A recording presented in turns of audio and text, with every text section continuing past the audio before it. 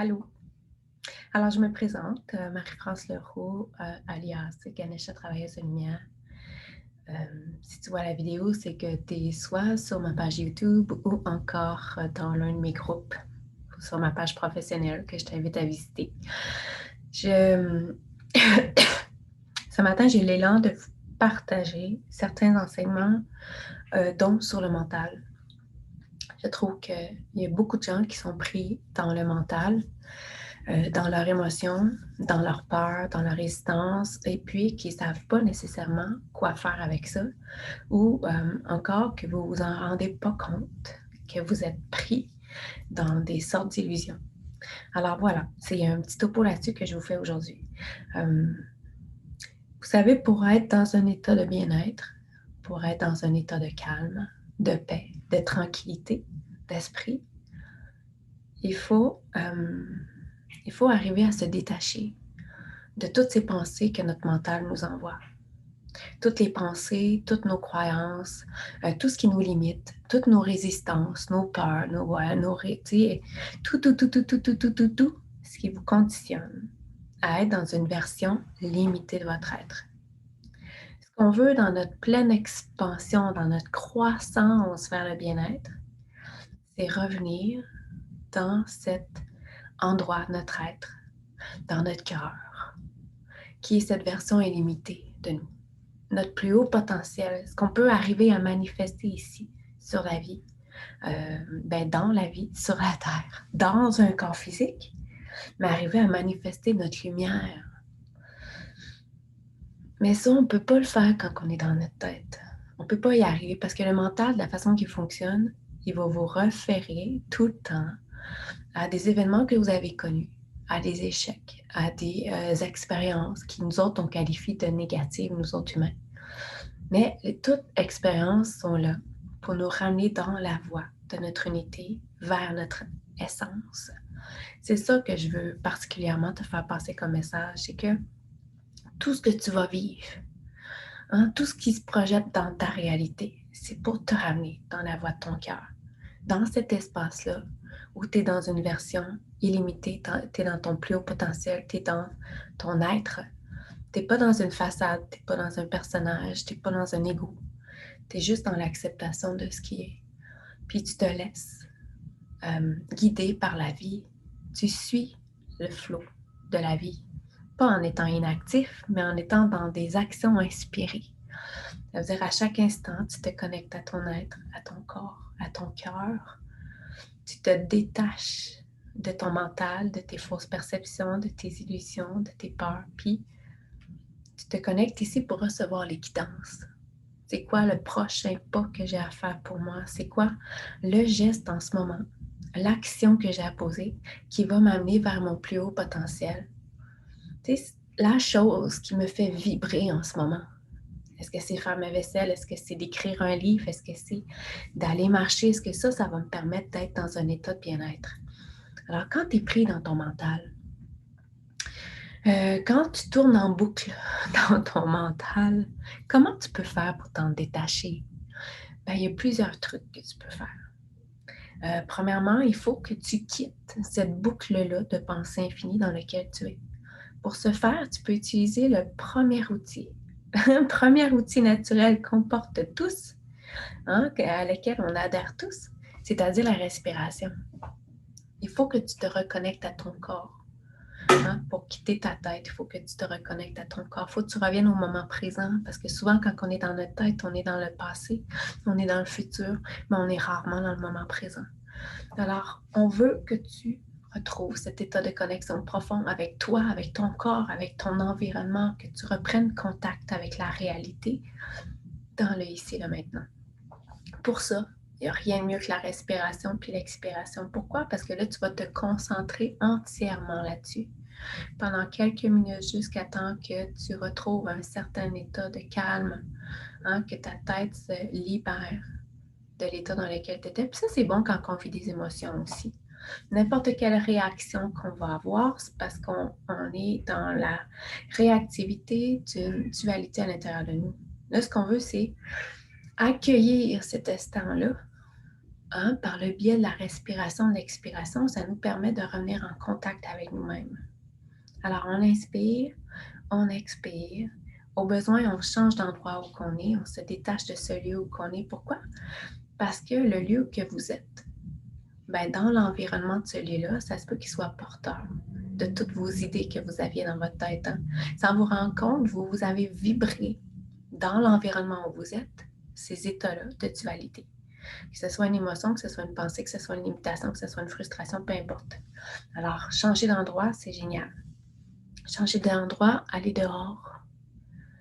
Il n'y a rien, ça c'est gratuit, aller dehors. Là. Hein, s'habiller, mettre un manteau, peu importe, aller dehors. Aller respirer l'air pur, reprendre contact avec la nature. Ça, c'est vraiment gagnant, gagnant, gagnant. L'important, c'est de retrouver un état de calme à l'intérieur de soi. Se détacher de ce qui nous fait réagir.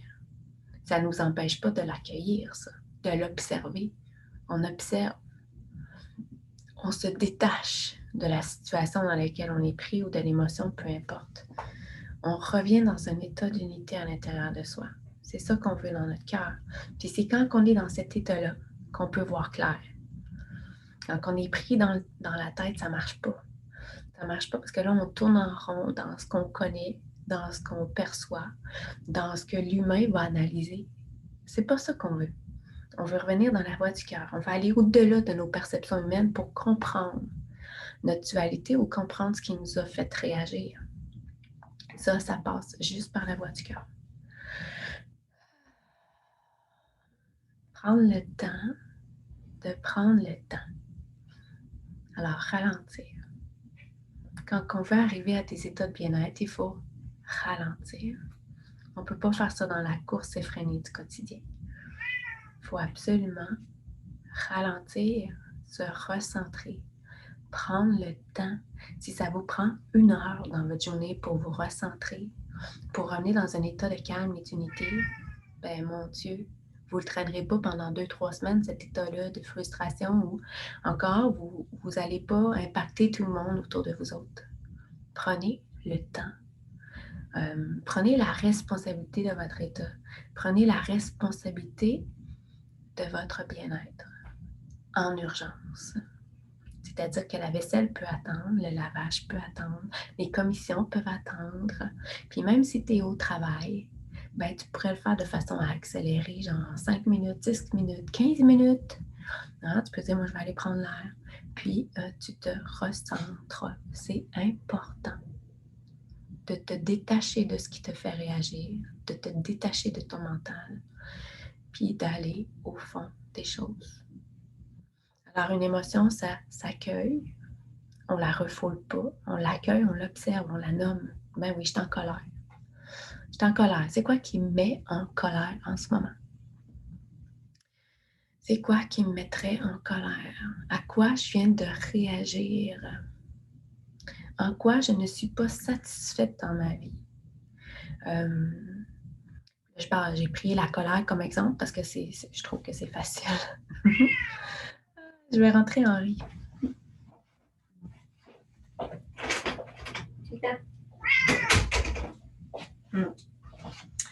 Alors, c'est mon petit Henri, mon chat. Ceux qui ne connaissent pas mon chat, c'est comme la mascotte de mes services, c'est Henri. Il a décidé qu'il était actif. Désolée. C'est comme ça. Hein, quand on est dans le mental, on est souvent actif comme ça. Avez-vous remarqué? Hein, si tu as de la misère à te... Si tu es beaucoup éparpillé à l'extérieur de toi, eh bien, tu vas avoir de la difficulté aussi à te ramener dans ton centre. Ah, c'est bon, ça, Henri m'amène sur cette piste-là aussi. Ralentir nous permet justement de revenir dans une connexion avec nous autres-mêmes, puis ça nous facilite notre ancrage aussi. Tu sais, quand on parle d'ancrage, on parle beaucoup d'ancrage dans la spiritualité. Pourquoi? Parce qu'on veut être en connexion avec notre corps physique. On veut être dans le moment présent, dans la conscientisation de notre environnement. On veut être dans ça. On veut apporter toute notre conscience dans le ici et maintenant. Pourquoi? Parce que quand on est complètement dans le ici et le maintenant, on n'est plus dans notre tête, on est à l'affût de toutes ces impulsions de notre espace illimité qui vont impulser à l'intérieur de nous autres. C'est là qu'on perçoit c'est quoi le prochain geste qui est bon pour moi, c'est quoi l'action à poser pour moi, qui m'émane de mon essence qui est cette version la plus lumineuse de moi. Peu importe tout ce que je vais vivre, moi, dans mon humain, elle n'est pas impactée par ça. C'est ça qu'on veut retrouver. Hein? On veut arriver à incarner notre essence ici et maintenant, notre plus haut potentiel, notre lumière.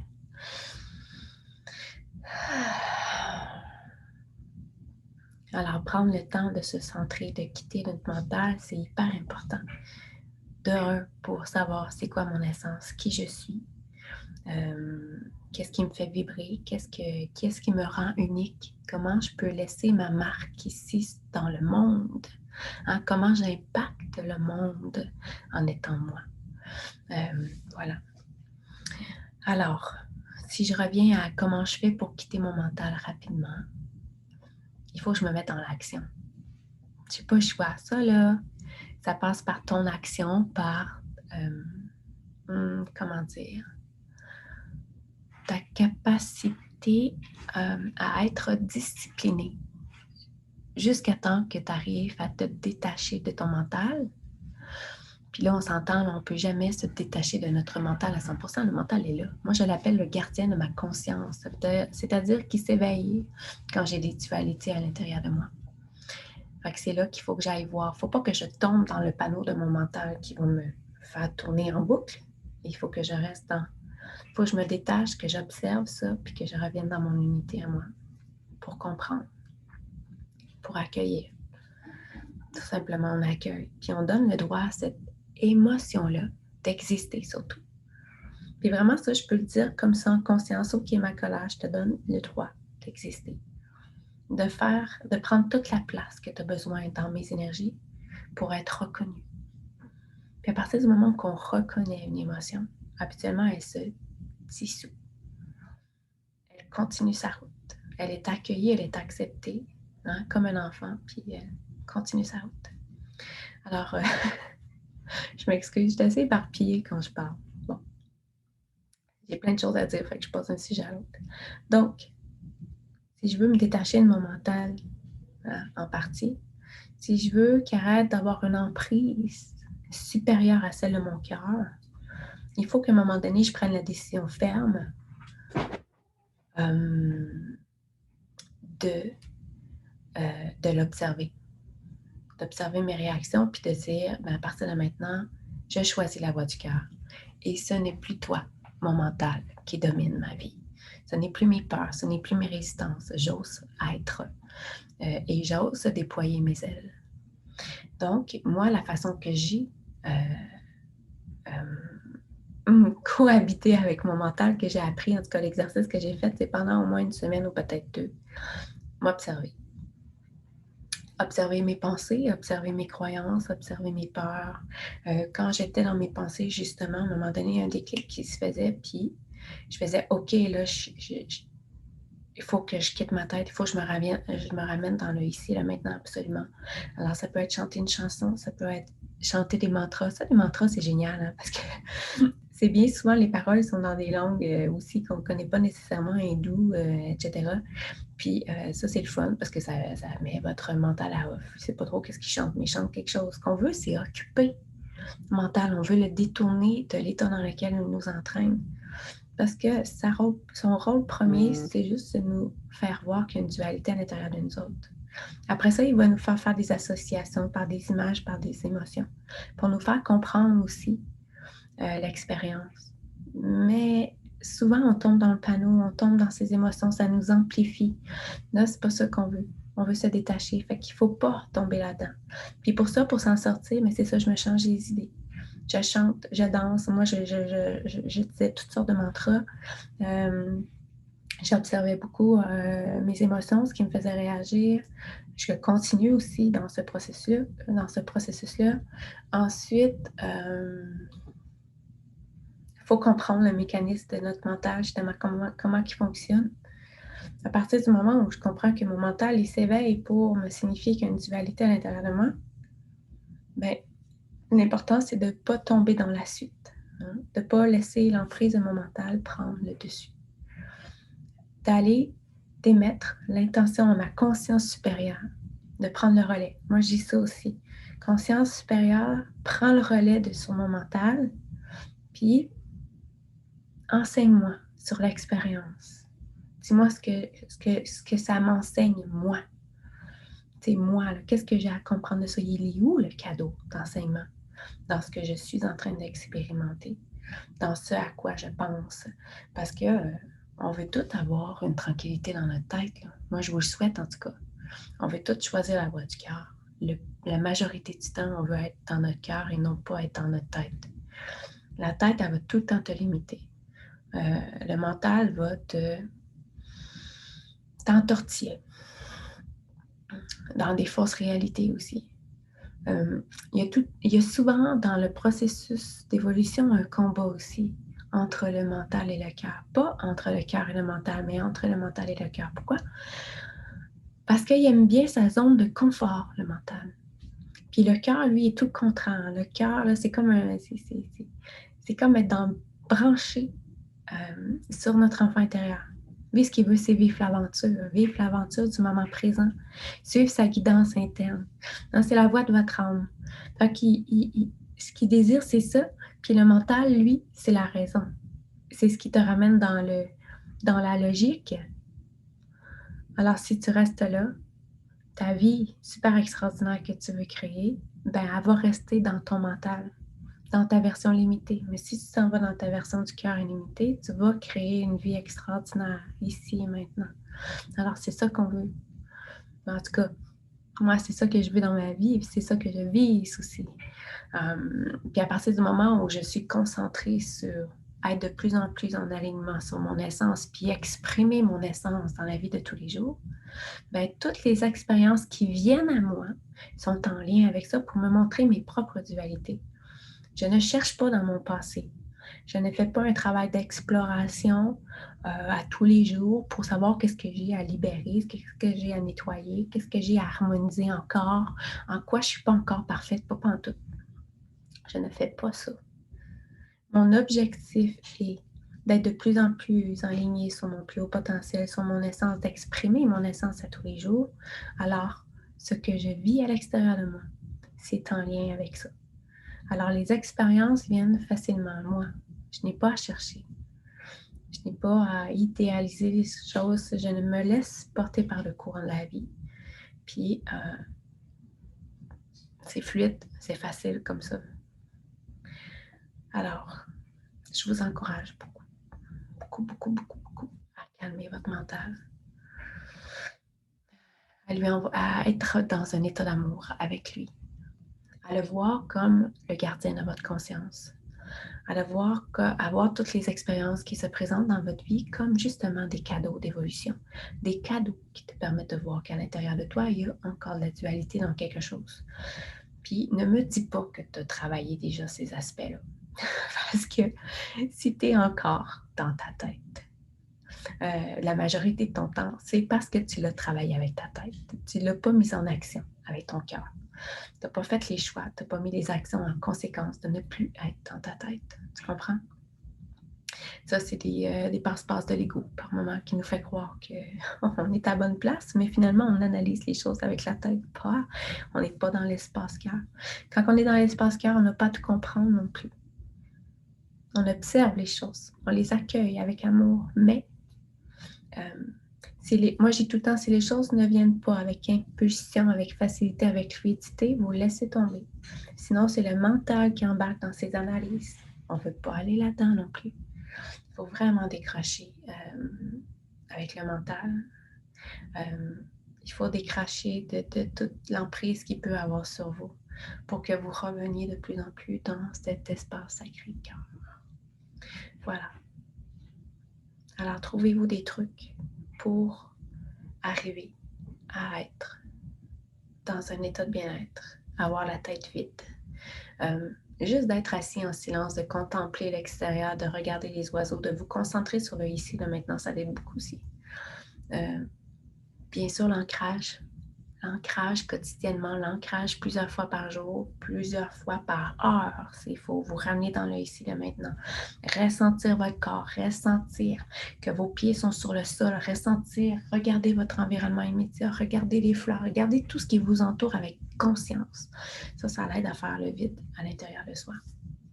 Alors, si jamais tu veux aller plus loin là-dedans, j'offre différents programmes de groupe de plusieurs semaines où que vraiment il y a un avant puis un après. Pourquoi? Parce que tout est mis en place dans toutes les différentes sphères de votre être, dans la multidimensionnalité de votre être pour vous faire des prises de conscience, pour vous aider à avancer, à évoluer.